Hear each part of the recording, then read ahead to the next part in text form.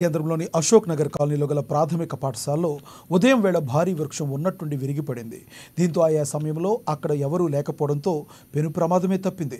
చెట్టు విరుగుపడుతున్న సమయంలో అదృష్టవశాత్తు ఆ ప్రాంతంలో విద్యార్థులతో పాటు టీచర్లు తరగతి గదుల్లో ఉండడంతో ఎవరికి ఎలాంటి ముప్పు వాటేలా లేదు. లేదంటే ప్రాణ నష్టం జరిగేది.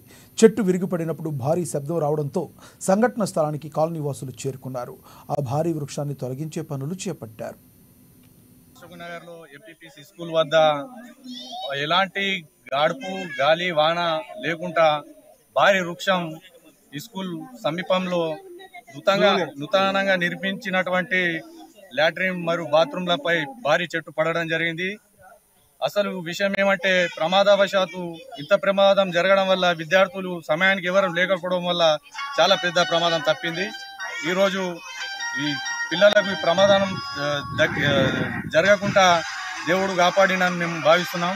మరియు ఇప్పుడు కూడా సిబ్బంది, గ్రామ పంచాయతీ సిబ్బంది కానీ ఎవరైనా కానీ చుట్టుపక్కల ఏవైతే ఉన్నాయో ఎవరి ప్రమాదమైనటువంటి ఏమన్నా ఉంటే అవిట్లని తొలగించి చర్యలు తీసుకోవాలంటున్నాం.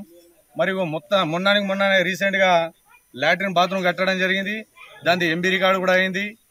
కట్టినటువంటి అతనికి ఇప్పటి వరకు బిల్లు కూడా రాలేదు. కావున